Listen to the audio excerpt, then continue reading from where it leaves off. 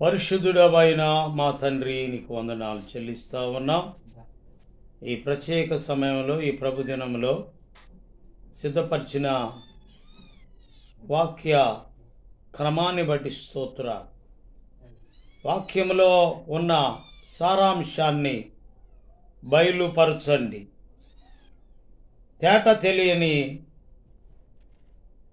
రమ్యమును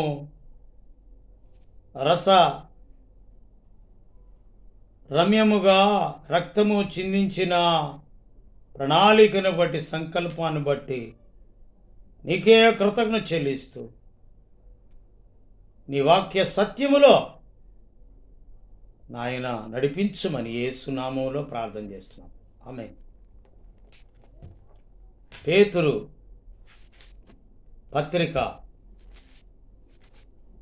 రాసిన పత్రిక 2వ అధ్యాయం, మొదటి వ్రాసిన పత్రిక 2వ అధ్యాయము 9వ వచనం. అయితే మీరు చీకటిలో నుండి ఆశ్చర్యకరమైన తన వెలుగులోనికి మిమ్మును పిలిచిన వాని గుణాతిశయములను ప్రచురము చేయు నిమిత్తం ఏర్పరచబడిన వంశమును, రాజులైన యాజక సమూహమును, పరిశుద్ధ జనమును, దేవుని సొత్తైన ప్రజలనై ఉన్నారు. ఒకప్పుడు ప్రజగా ఉండక ఇప్పుడు దేవుని ప్రజ అయితిరి. ఒకప్పుడు కనికరింపబడక ఇప్పుడు కనికరింపబడిన వారైతే.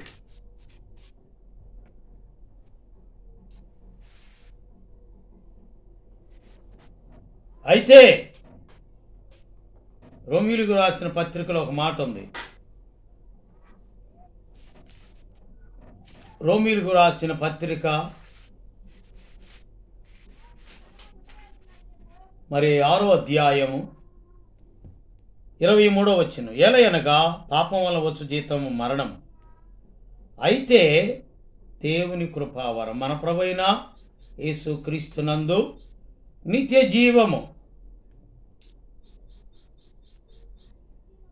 ఇక్కడ అయితే మీరు చీకటిలో నుండి ఏమైతే,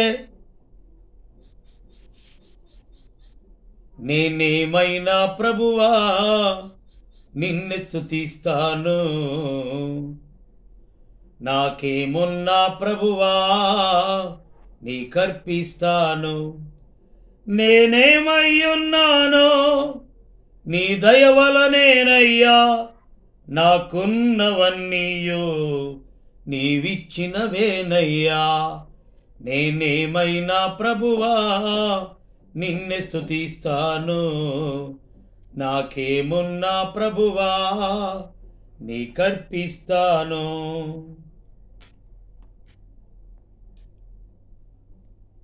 అయితే మీరు చీకటిలో నుండి ఆశ్చర్యకరమైన తన వెలుగులోనికి మిమ్మును పిలిచిన వాని గుణాతిశయములను. ఏమైతే పాపము చేసిన వారైతే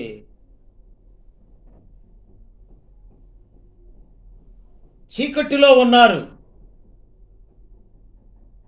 పాపము చేసిన వారు ఏమిటి పాపము? ఆజ్ఞా అతిక్రమము పాపము. పాపం వలన వచ్చు జీతము మరణము. అయితే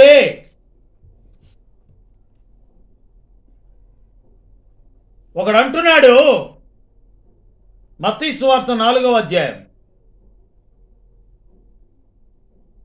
3వ వచనం. ఆ శోధకుడు ఆయన ఎదుకు వచ్చి, నీవు దేవుని కుమారుడు అయితే ప్రశ్నిస్తున్నాడు. ఈ రాళ్ళు రొట్టెలగునట్లు ఆజ్ఞాపించుమనెను. వానికి సమాధానము చెప్పాడు.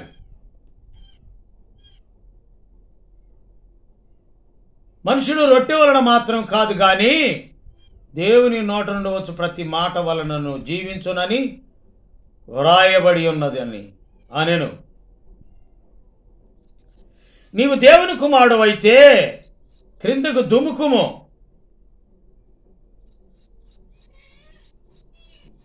ప్రభు అయినా నీ దేవుని శోధింపవలదని మరి ఒక చోట వ్రాయబడి ఉన్నదని వానితో చెప్పాను.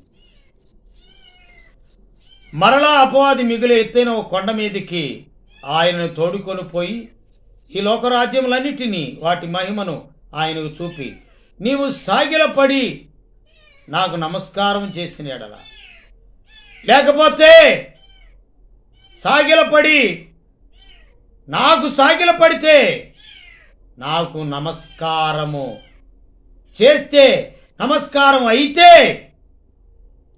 నీకు మంచి భవిష్యత్తు ఉంది అని అంటాడు. నీవు దేవుని కుమారుడు అయితే ఈ రాళ్ళు రొట్టెలగినట్లుగా ఆజ్ఞాపించుమని. ఏమైతే పాపివైతే లేక అజ్ఞానివైతే, పాపముల చేత అపరాధముల చేత చచ్చినవాడైతే, మీరు చీకటిలో నుండి, మీరు అంటున్నాడు, మొదట చీకటిలోను మడఛాయలో కూర్చున్నటువంటి పేతురు, యోహాను, ఆంద్రేయ, యాకోబు చీకటిలోను మరణ ప్రదేశంలోను మరణఛాయలోను కూర్చుని ఉన్నవారు వారికి వెలుగు ఉదయించెను. కనుక దేవుడు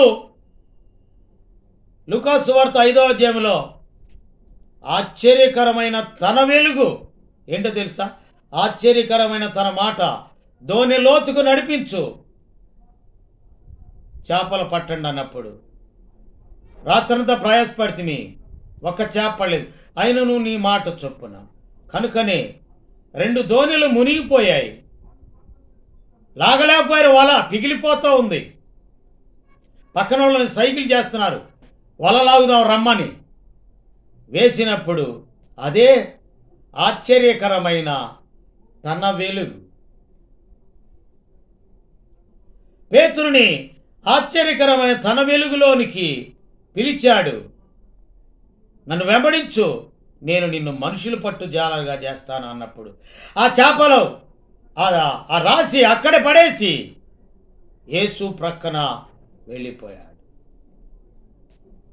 యేసును పిలిచిన పిలుపుకు లోబడ్డాడు. పిలిచిన వాని గుణాతిశయములు. ఏమి గుణాతిశయములు? ఆయన ఎలాంటి వాడు?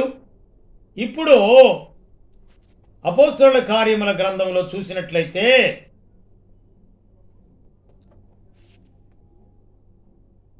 మాట్లాడుతున్నాడు.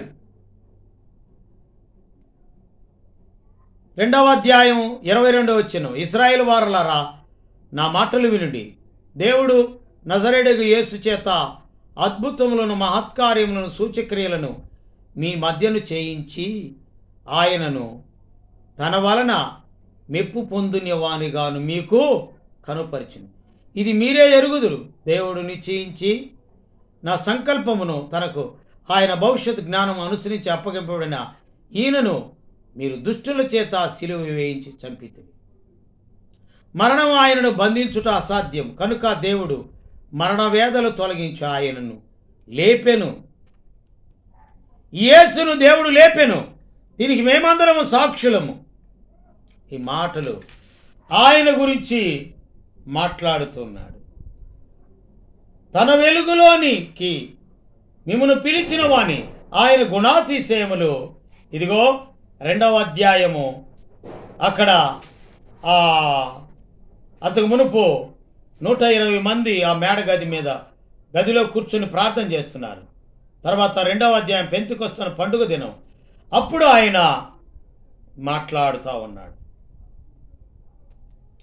యేసు ప్రభువారి గుణాతిశయములను మాట్లాడుతూ ఉన్నాడు. ఆయన గుణాతిశయములు ప్రచారం చేస్తూ ఉన్నాడు. ఈ ఉదయకాలం లేదా ఈ మధ్యాహ్న కాలం నా కుమారుడు న్యూ ఎష్కోల్ ప్రేయర్ హౌస్ మందిరం, నా కుమారుడు జకరియా దాదాపు 1100 వీడియోలు 2.5 సంవత్సరం నుంచి చేస్తూ ఉన్నాడు.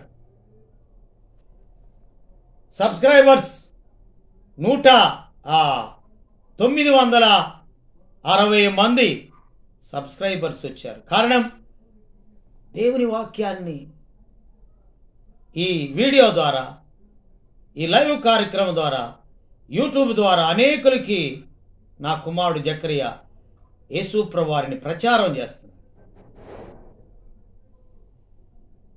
దేవుడు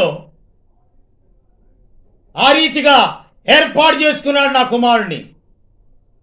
వాస్తవానికి చదువు తక్కువే, కానీ ఈ లైవ్ ప్రోగ్రాం తీయటం, ఈ యూట్యూబ్, ఇన్స్టాగ్రామ్ ఇవన్నీ కూడా, లైవ్, యూట్యూబ్, ఇన్స్టాగ్రామ్ ఇవన్నీ కూడా తీయటానికి దేవుడు జ్ఞానం ఇచ్చాడు. దేవుడు అందుకోసం ఏర్పరచుకున్నాడు నా కుమారుణ్ణి. రాజులైన యాజక సమూహముగా, పరిశుద్ధ జనముగా, దేవుని సొత్తైన ప్రజలుగా చేశాడు. పేతురు ఎక్కడో చేపలు పట్టుకునేవాడిని, మనుషులు పట్టు జాలరుగా, లేదా ఎక్కడో లోకంలో, పాపంలో, చెడుగులో పడిపోతూ ఇంటర్మీడియటే ఫెయిల్ అయిపోయిన వాడిని. 2 సంవత్సరాలు కాలేజీలో చదివాను, 89, 90లో. కానీ దేవుడు దానిలో నేను ప్రావీణ్యత సంపాదించలేదు. కానీ ఇదిగో దేవుడు లేడని ప్రచారం చేస్తా ఉన్న దౌర్భాగ్యుడిని నన్ను ఆయన పని కొరకై పిలిచాడు. ఆయన మాటలు చెప్పుకోవటానికి కృప దయచేసి ఉన్నాడు. మా అమ్మమ్మ బైబిల్ ట్రైనింగ్ రామాయపట్నంలో బైబిల్ ట్రైనింగ్ చేశారు. నేను అనేక మంది సేవకుల మధ్య నేను ట్రైనింగ్ చేశాను. స్కూల్ ఆఫ్ ఇవాంజలిజం చేశాను. లేదా రెవరెండ్ పాస్టర్ జాషువా అనే పట్టా ఇచ్చారు. మందిరాన్ని కట్టుకున్నాను. మనసారా దేవుని వాక్యాన్ని అనేకులకి చెప్తుంటే నా కుమారుడు ఈ మాటలు లైవ్ తీస్తూ ఉన్నాడు, లేదా యూట్యూబ్ తీస్తూ ఉన్నాడు. కనుక ఇది దేవుని యొక్క మహాకృప. కనుక దేవుని ప్రజగాను, ఆయన సొత్తైన ప్రజగాను, లేక కనికరింపబడి ఆయన కృప చేత దీవించబడుతూ ఉన్నాం. నిజంగా దేవుడు తన మహదైశ్వర్యంలో ప్రతి కార్యము దేవుడు మా పక్షమున చేస్తున్నాడు. నాకు ఇచ్చిన కుమారుడు, ముందు కుమార్తె, భార్య, నేను నా ఇంటి వారును యెహోవాను సేవిస్తూ ఉన్నాం. మరి సేవంటే చావైనా బ్రతుకైనా, జీవించుట క్రీస్తే, చావైనా లాభం. సేవంటే చావుకైనా సేవకైనా రెడీగా ఉన్నాం. దేవుని సేవ చేసి బ్రతుకుతున్న మాకు దేవుడే మా ప్రతి అవసరత అక్కర తీరుస్తూ నిజంగా ఆయన పిల్లలుగా, ఆయన పరిశుద్ధ ప్రజలుగా, సొత్తైన ప్రజగా, రాజులైన యాజక సమూహంగా ఏర్పరచబడిన వంశంగా. నిజమే, నోవాహు వంశావళి ఇదే.